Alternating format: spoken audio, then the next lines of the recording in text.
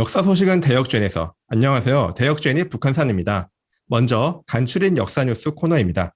지난 2주간 어떤 역사 뉴스가 있었는지 훑어보겠습니다. 네, 먼저 전해드릴 소식은 양주 해암사지 왕실축제가 2022년 경기 관광축제에 선정되었다는 소식입니다. 양주 해암사지는 1964년에 국가사적으로 지정된 후 1997년부터 2016년까지 종합정비사업을 완료한 유적입니다. 2017년에 처음으로 양주시에서 양주 해암사지 왕실축제를 시작을 했고요. 이번에 이제 경기도 지역축제심의위원회에서 이제 경기도를 대표하는 우수 지역축제로서 양주 해암사지 왕실축제를 선정했다고 합니다. 이번 선정은 최근 해암사가 14세기 동아시아에서 국제적으로 유행했던 선종사원의 모습을 고고학적으로 증명하는 유산으로 그 가치를 인정받아 유네스코 세계유산 잠정 목록에 선정된 것과 맞물리면서 역사 문화 도시로서 양주시의 가치를 확인할 수 있는 일이었다라고 기사는 소개하고 있습니다. 김해 정치권과 가락 정치내가 모여 만든 가야사 바로 세우기 비상대책이 있는 오는 7일 국립중앙박물관의 가야사 표기에 대해 비판하는 기자회견을 하였습니다. 이들은 국립중앙박물관 가야실의 개편 과정에서 가야 건국을 가야 성립으로 바꾼 것을 지적하면서 박물관 측이 김수로 왕의 가야 건국 사실을 설화 신화로 취급하고 있다고 주장하였습니다. 또한 공공기관 홈페이지에 잘못된 가야사 수정과 역사 교과서의 올바른 가야사 등재를 요구하였습니다. 이들은 주류 역사학계의 가야사 연구 성과를 비판하고 있어 향후 학계와 갈등이 제기될 수도 있으리라 전망됩니다. 2022 베이징 동계올림픽 개막식에서 한복이 등장한 것을 두고 논란이 일었습니다. 중국이 한국 문화와 역사를 빼앗아가려 한다는 의견이 인터넷상에서 확산되자 언론과 정치권에서도 일제히 이를 비판하고 나섰습니다. 한편 외교부는 중국 측이 주한 중국 대사관을 비롯한 외교 채널을 통해 한복은 명백한 한국의 전통 복식이라고 해명해왔다고 밝혔습니다. 문화재청이 문화재라는 용어 변경과 분류 개선을 추진하고 있습니다. 기존의 문화재보호법에서 사용하는 문화재라는 용어와 분류 체계가 일제잔재라는 비판이 있는 데다 유네스코 등 국제기준과 부합하지 않다는 비판을 참고한 것으로 보입니다. 이에 따라 세계유산, 무형유산, 기록유산으로 나누고 있는 유네스코의 분류 체계를 참고하여 유산이라는 용어를 적극 활용하기로 했습니다. 문화재청은 올해 안에 문화재위원들로부터 개선안에 대한 의견을 모은 뒤 정책 토론회를 열 예정입니다. 세계문화유산 등재의 활발한 추진에 발맞추어 문화재 분야의 새로운 변화가 기대됩니다. 네, 다음 소식은 러시아가 일본의 사도광산 유네스코 세계유산을 등재에 반대한다는 소식입니다. 현지 시간 9일 러시아가 일본의 사도광산 유네스코 세계유산 등재 추진을 비판하며 이에 반대한다는 입장을 밝혔습니다. 러시아 외무부 대변인은 한국의 반응을 이해한다면서 일본은 제2차 세계대전 당시 일본 지도자들이 저지른 범죄 행위를 지우기 위해서 한국뿐만 아니라 여러 나라를 상대로 지속적인 조치를 취하고 있다라고 지적을 했습니다. 이와 동시에 정치화된 사안을 유네스코 의제에서 제외해야 할 필요가 있다라고 러시아 측은 강조했습니다. 1990년대에 후손들이 보관하다 분실한 뒤 미국에 흘러간 18세기 뮤직석들이 25년 만에 귀환했습니다. 국외 소재 문화재 재단은 미국 클리블랜드 미술관이 그동안 소장해온 백자청아 이기아 묘지 18점을 한산일지 정익공파 문중의 기둥에 지난 8일 한국으로 들여왔다고 10일 밝혔습니다. 한산일지 문중 대표인 이한덕 씨는 충청남도 역사박물관의 묘지석을 기증하기로 했습니다. 박물관은 4월 초 기증 행사를 열고 특별전을 통해 유물을 공개할 예정입니다. 전북 정읍 동학농민혁명 기념재단이 소장하고 있는 동학농민군의 옥중 한글 편지가 국가문화재로 등록을 앞두고 있습니다. 이 편지는 127년 전 동학농민군이었던 한달문이 모친에게 자신의 구명을 호소한 내용으로 채워져 있습니다.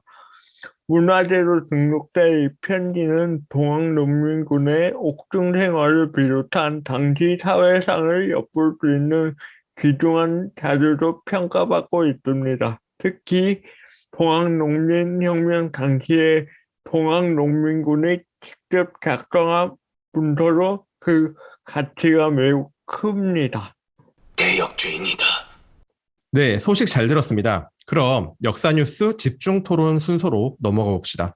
오늘은 베이징 올림픽 한복 논란을 조금 더 자세히 다뤄보겠습니다. 개도님, 이 한복 논란, 어떤 논란이 있는지, 그리고 어떤 부분에 더 주목해야 하는지 조금 더 자세히 설명해 주실 수 있을까요? 네, 계도입니다. 오늘 이제 역사 뉴스 집중 토론으로 제가 한복 논란에 관한 이야기를 준비를 했는데요.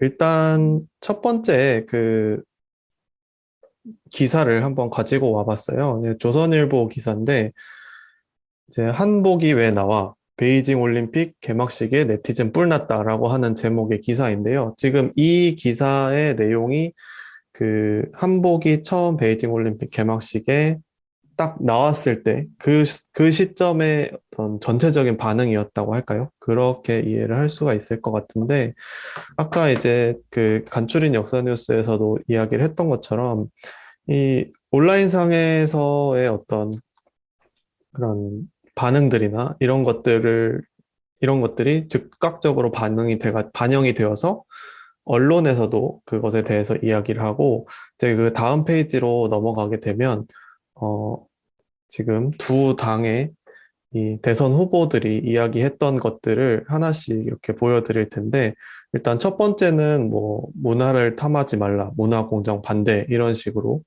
이제 SNS에다 올리는 후보가 있는가 하면 갑자기 한복 얘기를 하는데 고구려 발해 얘기를 하는 그런 후보도 있습니다. 하여튼 이렇게 좀 언론하고 정치권에서 굉장히 앞다투어서 소식을 전하고 또 한편으로는 협중 정서를 좀 부추기는 그런 모양새들을 우리가 볼 수가 있어요. 그래서 이게 우리가 여러 차례 이제 우리 채널에서도 다루어 왔었던 내용들인데, 저는 그 다음 페이지로 넘어가서 이것이 단지 한중 관계의 문제인가라는 점, 이것을 일단은 지적을 하고 싶고, 또 한 가지 또 지적을 하고 싶은 부분은 이것이 문화 침탈이나 역사 침탈의 문제인가라고 하는 부분에 대해서 좀 이야기를 나눠보고 싶습니다.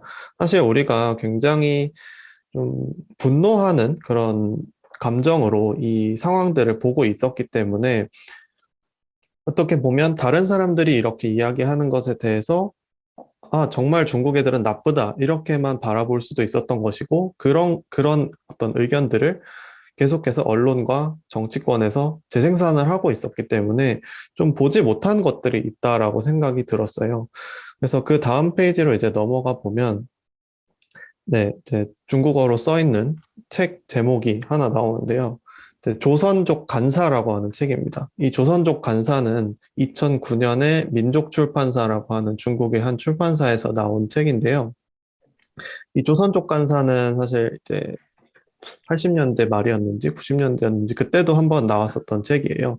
근데 이 조선족 간사라고 하는 책에 나와 있는 내용은 무엇이냐라고 하면 이 조선족이라고 하는 소수민족이 어떤 역사를 거쳐서 현재 조선족이 되었는가라는 내용을 담고 있는 책입니다. 그래서 이 조선족이라고 하는 이 실체가 어떻게 만들어졌는지를 중국에서 설명하는 공식적인 입장을 보여주는 책이라고 할 수가 있는데, 이제 조선족이라고 하면, 이제 조선이라고 하는 것은 이제 한국 역사에서 굉장히 여러 차례 등장했었던 현재도 있는 나라의 명칭인데, 이것이 중국에서는 한 소수 민족의 명칭으로 자리 잡혀 있는 상황인 거죠. 그런데 그 조선족이라고 하는 이 소수민족이라고 하는 것은 뭐 중국에서 어떻게 주장하고 있는지 우리가 아직 살펴보지 않았지만 결론부터 말씀을 드리자면 1950년대에 이제 중화인민공화국이 1949년에 만들어진 이후에 1950년대에 민족 식별공작이라고 하는 과정을 거쳐서 소수민족을 조선족뿐만이 아니라 한족을 제외한 다른 55개 소수민족을 골라내는 그런 과정이 있었던 것을 예전에 우리가 신장 위구르 관련된 그 한줌 사료를 할 때도 제가 소개를 드렸었는데 그 민족 식별 공작을 통해서 식별이 되고 구체화되어서 하나의 소수 민족으로 자리 잡힌 게 현재의 조선족이라고 할 수가 있는 거죠. 그러면 이 책에서 조선족이 어떻게 형성되었는지를 어떻게 설명하고 있느냐? 이거를 보면 우리가 이 한복 논란에 대해서 이 한복이 중국이 자기네 문화 원류로서 한복을 지낼 거라고 얘기를 한다라는 게 그 말이 과연 사실인가 아닌가를 판단을 할 수가 있지 않을까 그렇게 생각을 합니다. 그래서 다음 슬라이드로 넘어가 보면 네, 이게 이제 조선족 간사의 목차인데요.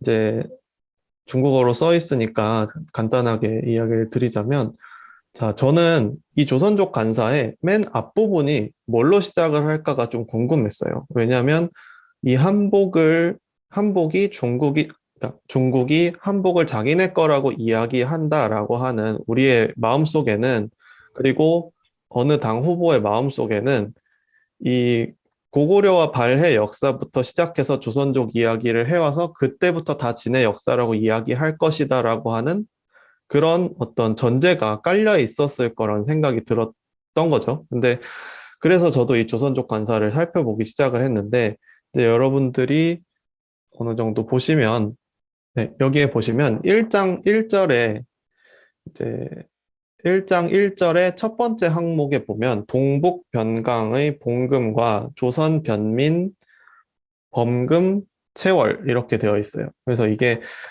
동북 변강, 현재 그 동북 삼성이 있는 그쪽 지역에 봉금이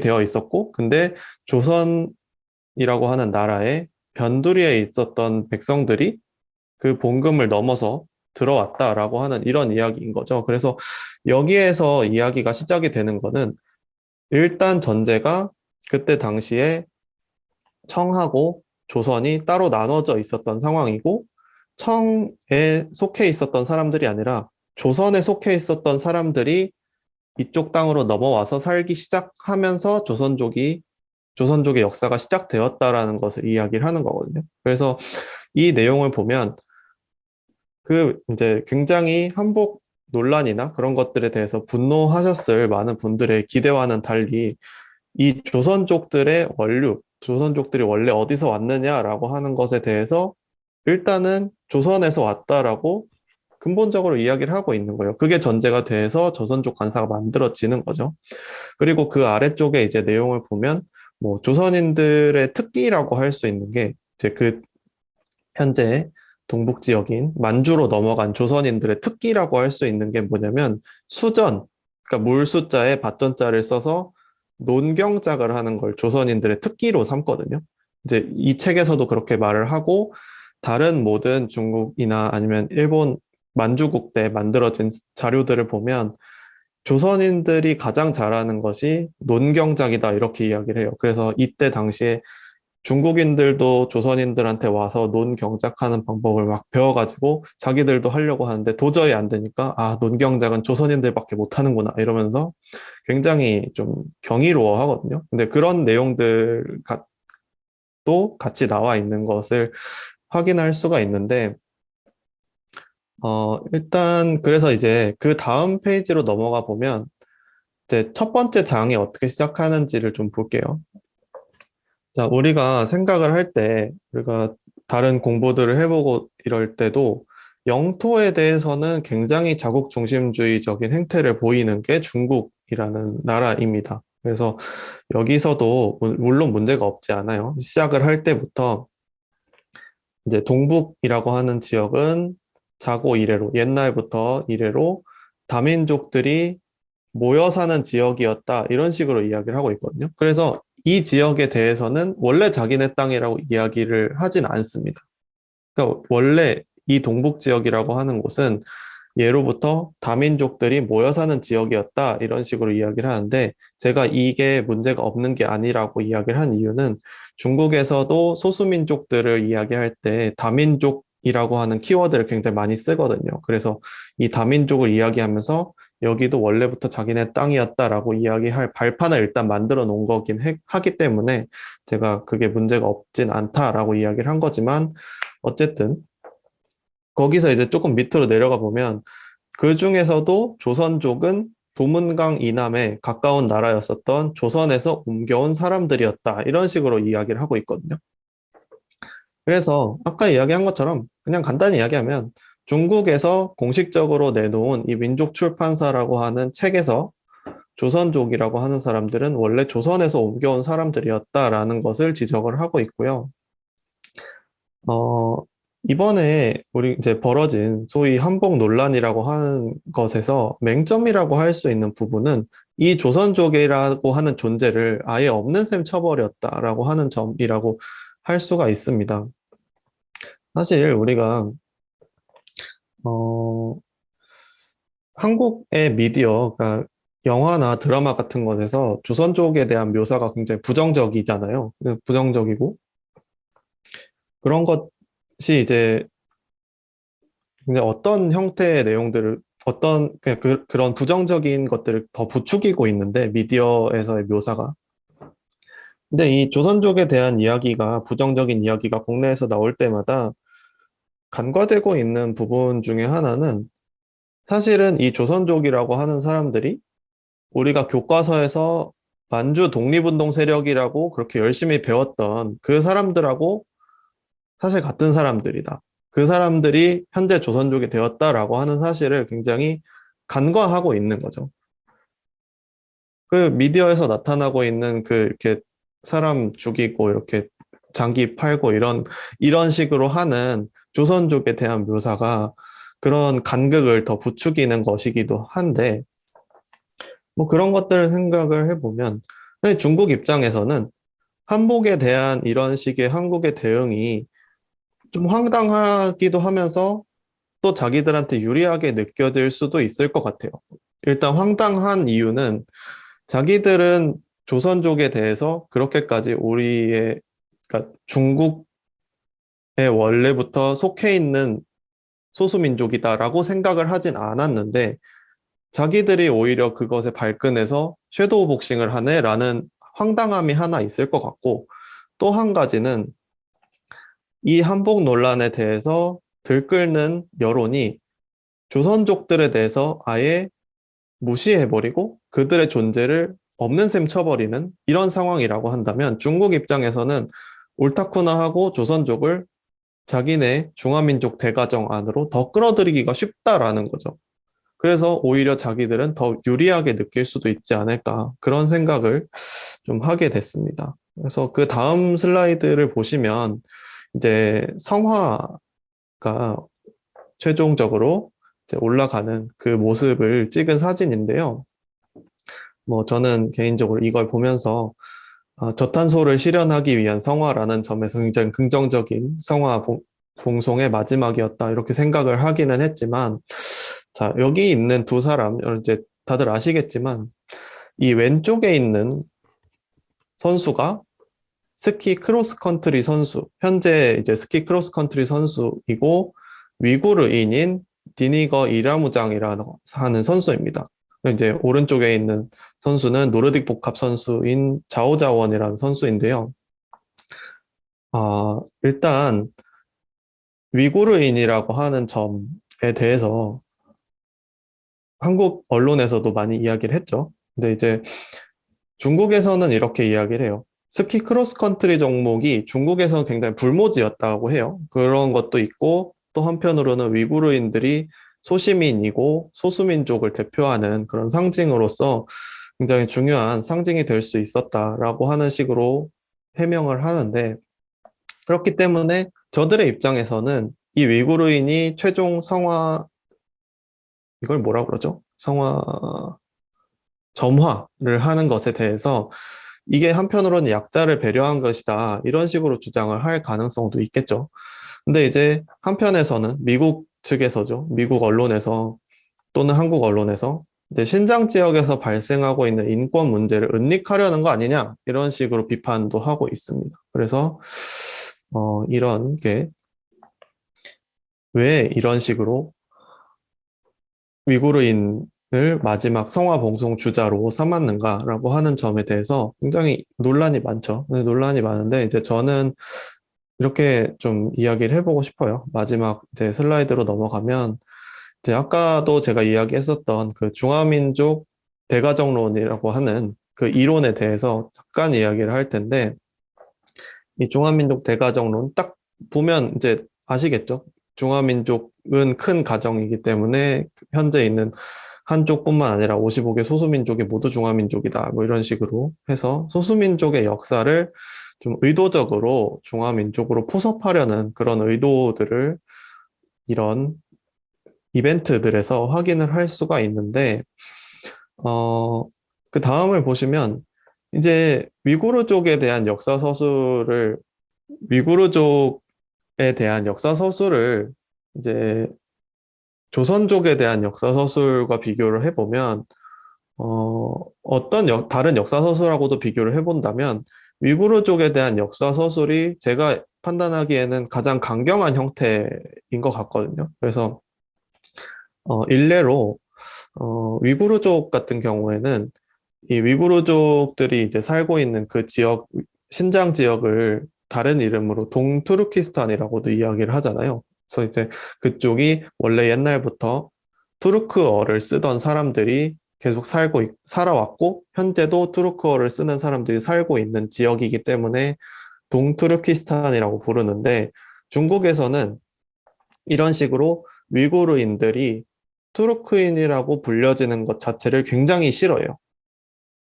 그래서 이 투르크라는 말을 하고 위구르라는 말을 단절시키기 위해서 어디까지 거슬러 올라가냐면 6세기, 7세기에 돌궐 제국하고 위구르 제국이 싸웠던 것까지 이야기를 하거든요. 그래서 위구르족은 원래 돌궐족이 아니고 그러니까 너넨 튀르크족이 될 수 없다라는 식으로 이야기를 해요. 이런 식으로 적대적이었다라는 것을 강조하는 이런 형태로까지 역사서술을 하고 그렇게 하면서 이제 위구르족이라고 하는 거는 튀르크랑은 관련이 없고 이제 우리가 예전부터 오랫동안 함께 살아왔던 중화민족이다라는 식으로 이야기를 하거든요. 그래서 이제 제 요지는 조선족을 비롯한 다른 소수민족에 대한 역사 서술도 이렇게 위구르족에 대한 역사 서술 이런 식의 중화민족 대가정으로 포섭시키려는 그런 형태로 나아가지는 않는지 좀 우리가 그거에 대해서 관심 있게 지켜봐야 하는 게 아닌가 그런 생각이 들었습니다. 사실 이런 논란들에 대해서 분노를 하는 것도 물론 중요하죠. 물론 순간적으로 분노를 하는 것도 중요한데 그런 분노 속에서 우리가 배제시키고 있는 사람들이 있는 것은 아닌가라고 하는 생각도 해야 되고 또 그렇게 배제하면서 우리가 오히려 중국의 그런 중화민족 대가정론이나 중화주의를 더 유리한 방향으로 끌고 나갈 수 있게 해주는 것은 아닌가라는 것도 다시 한번 생각을 해봐야 된다라는 거죠. 그래서 이런 것들을 위해서는 우리가 조선족이라고 하는 사람들의 존재를 무시하지 않는 것은 물론이고 조선족과의 이런 협력이나 공동 대응 같은 것들도 모색을 해봐야 된다. 이런 생각을 좀 해봤습니다. 사실 이렇게 할 수 있는 거는 한국이 이제 더 이상 약소국이 아니잖아요. 그리고 케이팝이나 한복이나 김치나 이런 것들이 한국을 상징하는 문화 코드라는 것은 이미 굉장히 많은 지역에서 충분히 인지를 하고 있고, 이 쏟아지는 혐중, 반중의 그 보도 속에서 이제 군데군데 그런 기사도 나오더라고요. 뭐, 미 대사 대리나 뭐 이런 사람들이 자기는 원래부터 한복이 한국 것인 거를 당연히 알고 있었다. 이런 식으로 뭐 SNS에 적는다든지 이런 것들을 포함해서 정말 우리가 상상하지 못한 범위로 현재 케이팝이 엄청나게 유행을 하고 있는데 그 케이팝 아티스트들이 가지고 있는 어떤 영향력이나 이런 것들을 생각하면 우리가 이런 어떤 것에 대해서 그냥 분노하면서 중국 정부를 그냥 욕하기만 하는 것이 뭐 별로 그런데 힘을 쓸 필요가 없다라는 거죠. 그 대신에 우리가 오히려 좀 냉정하게 이 상황을 좀 바라보고 주의나 중화민족 대가정론이나 이런 것들이 어떤 방향으로 나아가고 있는지를 좀 관심 있게 지켜볼 필요가 있지 않을까라고 하는 것이 오늘 발표의 좀 요지라고 할 수 있겠습니다. 네. 아주 흥미로운 얘기를 정확하고 자세하게 잘 소개해 주신 개돈이 정말 감사합니다. 한복이 중국 거냐 아니면 한국 거냐 이 문제 너머에 숨겨진 것들이 굉장히 많은 것 같습니다. 중국의 소수민족 인식 그리고 그들에 대한 역사 서술도 우리가 잘 간과하지 말고 꼭 지켜봐야 되는 문제인 것 같다는 생각이 들었습니다. 그리고 뭐 조금 더 개인적인 의견을 밝히자면은 현재 언론이나 정치권에서 감정적이고 일차원적으로 대응을 하고 있는데 이런 거를 넘어선 어떤 자세가 필요해 보이고 거기에 우리가 뭔가 조금 일조할 수 있으면 좋을 것 같다는 생각이 드네요. 지금까지 역사뉴스 집중 토론이었습니다. 대역죄인이다. 다음으로 역사를 깊이 있게 코너입니다. 오늘은 하치님께서 재미있는 논문을 준비해 주셨습니다. 네, 오늘 제가 5분 특정 논문으로 소개할 논문은 동북아 역사재단에서 발간하는 잡지인 동북아 역사 리포트 2022년 2월 1일 제9호에 쓰인 손정옥 선생님의 중번 해석과 중국 대외 관계 인식입니다. 다음으로 넘기겠습니다.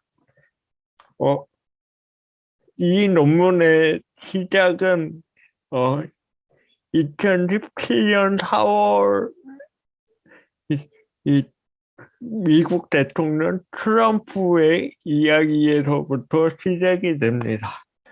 2017년 4월 트럼프는 이 중국 주석 시진핑과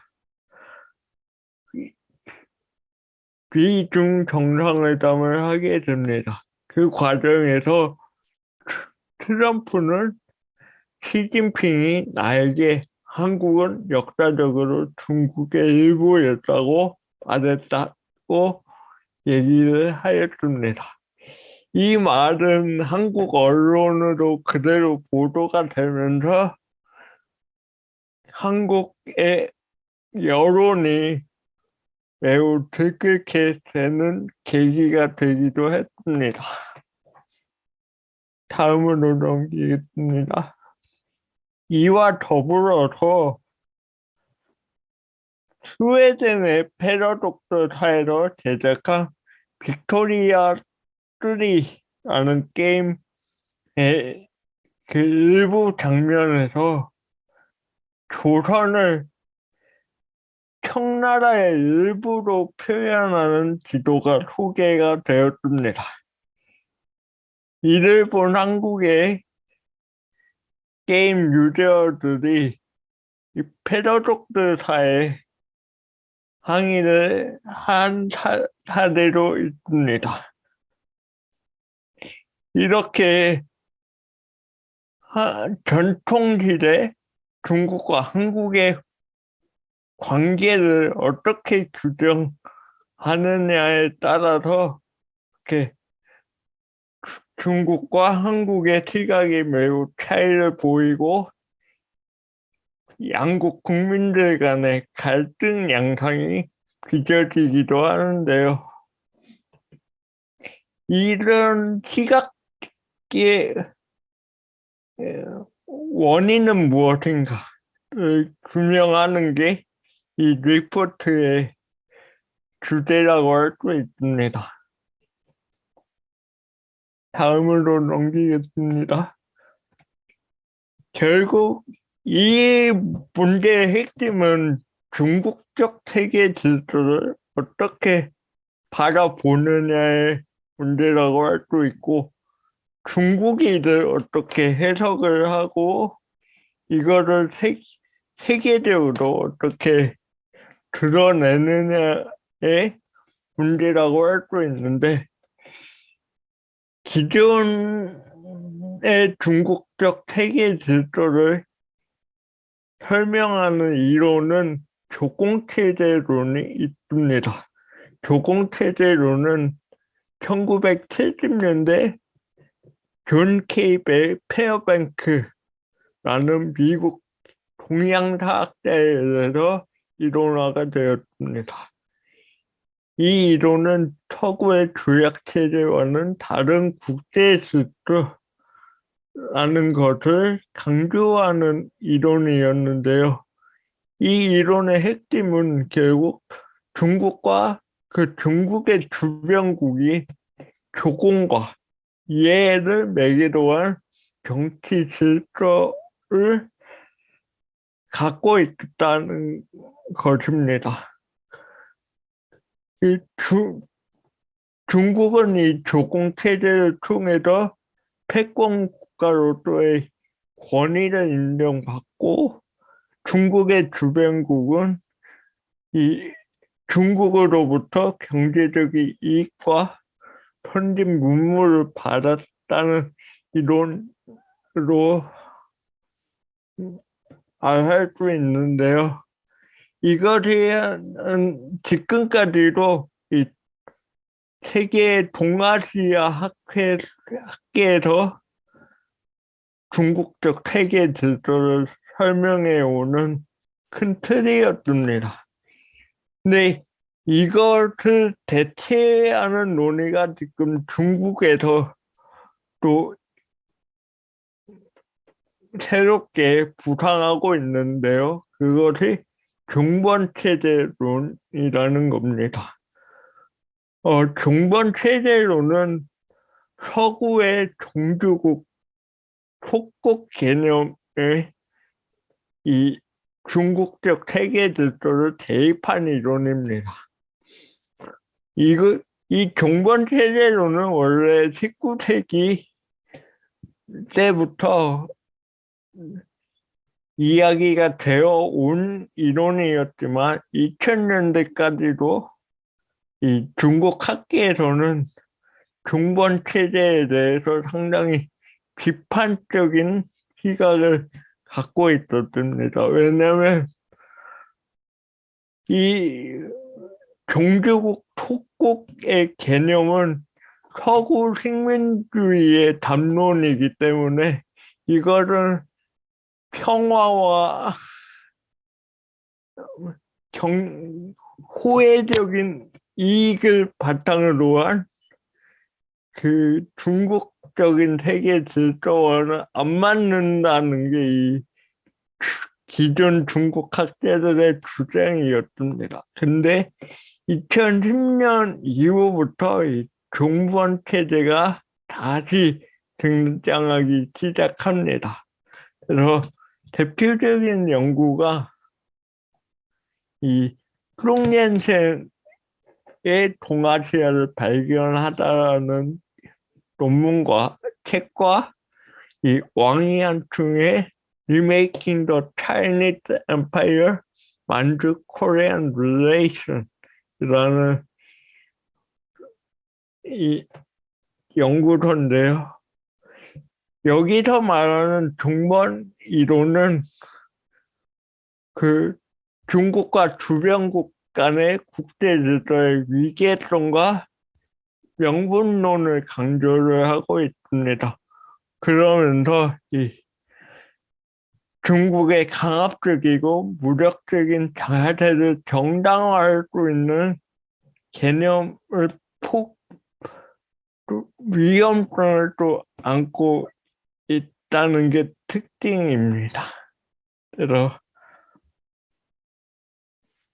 이렇게 최근에 그 종번체제론을 종번체제가 부상한다는 것을 얘기를 하면서 이제 저자는 이 두 가지 이론을 설명하면서 종번 이론이 국제질서의 위계성을 강조하고 명분론을 강조한다고 주장하면서 이 이론이 중국의 강압적이고 무력적인 자세를 정당화할 수 있는 위험성을 갖고 있다고 보고 있습니다. 다음으로 넘어가겠습니다. 결론적으로 저자는 2019년 중국 역사 교과서 중해 역사 강요에서 중번 체제를 2차례 언급했다는 것을 말하면서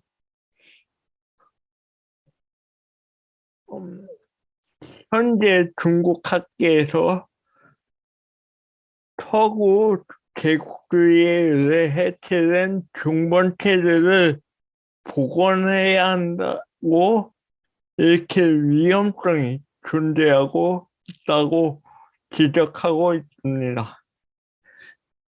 중번 체제론이 가지는 허구점을 밝히고 국제학계의 동아시아 국제 질서를 설명할 수 있는 이론을 적극적으로 제재할 필요가 있다고 또 지적을 하면서 이 글을 끝맺고 있습니다.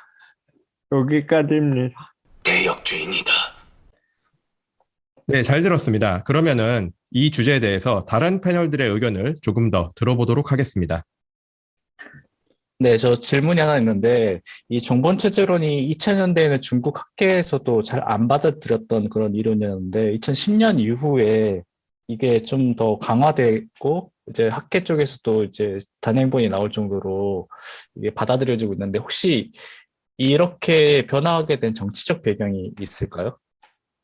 예, 그거는 아무래도 이 중국 내부의 사정이 있을 것 같은데요. 딱 요 시기가 시진핑이 주석으로 집권하는 딱 그 시점이거든요. 그 시점이고 또 대외적으로는 이제 미국과 이 중국 이 양강 대결이 이 부각되는 시기라서 그거에 발맞게 뭔가 중국도 새로운 세계 질서를 모색하는 단계였어요. 그 때문에 그거를 좀 뒷받침하려는 뭔가 역사적 이론을 제시하려다 보니까 이 종본 체제론이 부상한 것 같습니다. 저는 이 발표를 들으면서 궁금했던 게 우리가 두 가지 이론이 나왔잖아요. 뭐 종본체제론과 조공체제론이 나왔는데 우리가 한 2000년대 초반에 동북공정이 이제 우리나라에 본격적으로 알려지게 되면서 나온 대응 논리가 결국에는 중국과 우리가 맺은 관계는 조공과 예를 매개로 한 이제 조공체제론에 가깝다. 그래서 동북공정에 허점이 있다라고 이야기를 해왔는데 그게 지금 지난 20년 가까이 주요 논리로서 활용이 되어 왔는데 결국에선 이 발표에서 언급한 이 리포트는 또 새로운 이론을 우리가 발굴해야 해서 활용해야 된다라고 이야기를 했잖아요. 그렇다면 이 리포트에서 뭐 구체적이지는 않더라도 좀 건설적인 방향으로 무언가 어떤 제시해준 방향이 있는지 그 지점이 좀 궁금했습니다. 사실 좀 아쉽게도 우리가 새로운 이론을 제시해야 한다는 그 당위 쪽만 밝히고 있지. 그러니까 그런 조공체제론이나 종본체제론을 대체할 수 있는 어떤 새로운 이론을 아직은 제시하지 못한 것 같고, 우리나라 학계도 이게 아직 조공체제론의 영향에서 벗어날 수 없는 것 같아요. 그나마 지금 할 수 있는 게 종본체제론이 강화되는 시점에서 계속 조공체제론으로 반박을 하고 있거든요. 그나마 그게 좀 더 뭔가 경제적인 이익이나 뭐 약간은 평등성, 물론 위계 질서가 있지만 그 종본 체제보다는 덜한 강압성이 있다고 판단이 되기 때문에 계속 그 조공 체제론으로 반박을 할 수밖에 없는 것 같습니다. 사실 이게 좀 동아시아사를 공부를 하고 이제 또 강의도 하고 하다 보면은 그 고민되는 게 그 부분인 것 같아요. 우리가 이제 대학원에서 공부를 하고 이렇게 배울 때는 조공체제로는 이미 오래됐고 조금 있으면 이제 폐기되어야 될 그런 이론이다. 이런 식으로 우리는 공부를 하고 선언을 자꾸 우리가 세미나 중에 하는데 쉽지가 않단 말이죠. 그거를 비껴서 또 다시 새로운 강의안을 만들고 학생들한테 얘기를 해주려고 하는데 우리나라 학생들도 그 조공체제론에 기반한 그 전체적인 스토리에 너무나 익숙해져 있고 설명을 하는 우리도 굉장히 그 부분에 익숙해져 있고 그렇기 때문에 이거를 새로운 뭔가를 짜서 설명을 하려다 보면 저도 혼란스럽고 학생들도 혼란스럽고 그런 상황이 계속 반복되더라고요. 그래서 이게 참 어려운 일이구나 그런 생각이 들고 또 이제 한 가지 한국 이 동아시아사의 문제점이 여러분들 다 아시겠지만 동아시아사가 무엇인지를 논의하기 전에 동아시아사 교과가 먼저 생겼잖아요. 한국 같은 경우에.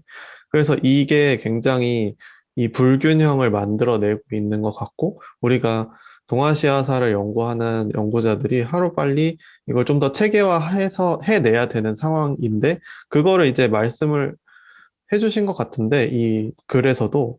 근데 뭐, 그 말씀을 해주실 때 조금이라도 의견을 더 이렇게 구체적으로 제시를 해주셨다면 좋지 않았을까. 그런 개인적인 생각이 저도 드는데, 여기에서 이제 하치님께 질문을 드리고 싶은 부분이, 하치님께서는 이 동아시아사 또는 이 중국과 한국의 관계에 대해서 어떻게 규정하고 어떻게 이 구조에 대해서 설명할 것인가라고 하는 하치님 자신의 어떤 설명 방식이 있을까요?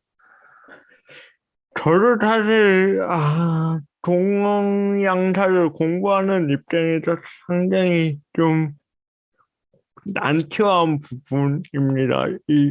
이 동아시아 국제질서를 어떻게 규명할 것인가.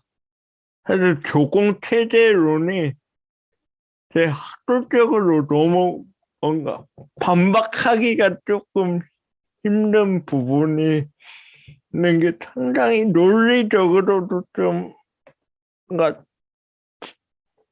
맞에 이 반박하기가 힘든 부분이 분명히 있어서 이걸 또 대체할 수 있는 이론이 있을까 싶기도 하고,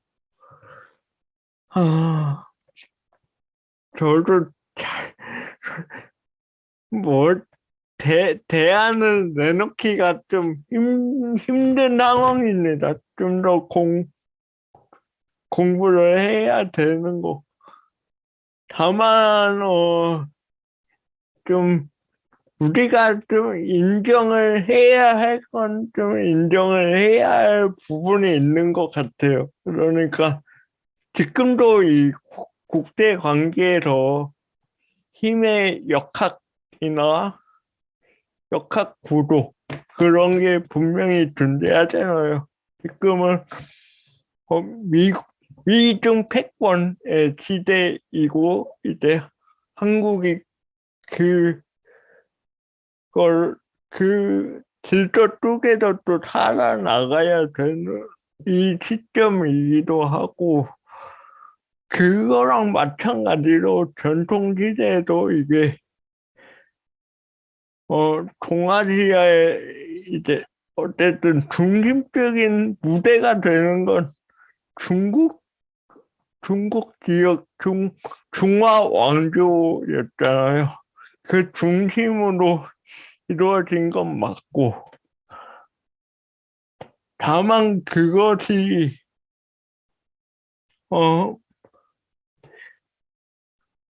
한국인들 입장에서 생각했을 때 그렇게 자존심이 꺾일 일은 아니라고 생각하기 하고 싶어요. 어쨌든 독립적인 중국과는 구별되는 독립적인 왕조를 또 계속 구성해 왔고 또 나름의 문화를 지켜왔고 그러니까 지금도 뭐 한류 열풍을 우리가 주도하고 있잖아요. 그러니까 그 역사적인 그런 국제적인 역학 관계는 인정을 하되 이제 그 속에서 이 한반도의 국가들이 어떻게 살아남았는지, 어떤 선택을 했는지 그런 걸 좀 많이 부각을 시키는 교육이 이루어졌으면 좋겠다고 생각합니다. 애매하네. 그 이야기를 들어보니까 개승본 선생님께서 하셨던 그 말이 떠오르네요. 그 개승본 선생님께서 사대랑 사대주의는 다르다고 항상 강조하시잖아요. 그러니까 사대주의, 사대 이런 일반인들과 구분하지 않고 이 사대주의를 되게 부끄러운 역사 혹은 치욕의 역사로 해가지고 좀 지우고 싶어하는 그런 역사로 생각하는 사람들이 꽤 많이 있는 것 같아요. 근데 그 지금 하치님께서 이야기해 줬듯이 객관적인 사실은 인정은 해야 돼요, 분명히. 강대국 사이에서 약소국이 살아남기 위한 그 방안에서 사대를 하는 거는 당연한 어떻게 보면 역사적으로 당연한 이치예요. 이거는 한국만 그런 게 아니라 유럽의 역사를 보더라도 그거는 어떻게 보면 당연한 어떤 역사의 그 흐름이거든요. 근데 이거를 이제 사대주의라고 했었을 때 그걸 내면화 시켜가지고 사대를 당연한 것으로 이렇게 받아들일 경우에는 그거는 문제를 지적을 할 수 있죠. 그렇게까지 해야 하는 이유가 뭔가라는 그 이유를 부끄러운 역사라고 지적을 할 수는 있을 것 같아요. 다만 이제 그런 거를 이제 넘어서서 그 당시에 어떤 식으로 그 강대국인 그 중화 왕조를 편입이 돼서 거기서 살아남기 위한 어떤 그 방법들이 무엇이었는가 라는 부분에 더 관심을 좀 더 기울이면 지금 우리가 지금 미중 패권 시기에서 한국이 뭐 친중이냐, 뭐 정치 권력을 이제 뭐 친미냐 이런 식으로 지금 현재 보수하고 진보 쪽에서 계속 치열하게 논의가 이루어지고 있잖아요. 그렇게 구분할 게 아니라 좀 더 그 과거의 사건에서 어떤 식으로 살아남았는지에 대한 그 교훈을 좀 더 얻을 수 있지 않을까라는 그런 생각이 좀 드네요. 네, 그러면은 여기까지 하도록 할까요? 네, 뭐 요새 뭐 여러 가지 대선 시즌도 맞아가지고 뭐 반중 논란이니 친중 논란이니가 많이 되고 있는데 여러 가지 생각이 많이 들게 되는 주제였던 것 같습니다. 네, 그럼 오늘 여기까지 하겠습니다. 지금까지 역사를 깊이 있게 코너였습니다. 다음 시간에도 재미있는 내용으로 찾아뵙겠습니다. 대역주의이다. 역사 신간을 소개합니다. 첫 번째 책은 대한제국과 3.1운동, 주권 국가 건설운동을 중심으로입니다. 저자는 김태용 선생님이시고 휴머니스트에서 2022년 1월 3일에 출간했습니다. 한국 근대사 전공자가 분석한 한국 근대 역사의 부정적 이미지 걷어내기를 서술한 것이 특징입니다. 치욕과 패배의 역사가 아닌 한국 근대사의 흐름을 제대로 짚어보고 싶으신 분, 3.1운동을 이끌었던 민중의 내면 세계가 궁금하신 분에게 추천드리고 싶은 책입니다.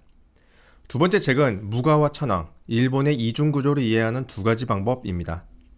저자는 이군호 선생님이시고 AK 커뮤니케이션즈에서 2022년 1월 10일에 출간했습니다. 소설을 보듯 가벼운 문체로 일본 천황 500년사를 읽어볼 수 있는 것이 특징입니다. 일본 정치사에 관심이 많으신 분, 왜 일본은 지금까지 천황이 있는지 궁금하신 분께 추천드리고 싶은 책입니다. 세 번째 책은 중세를 오해하는 현대인에게입니다.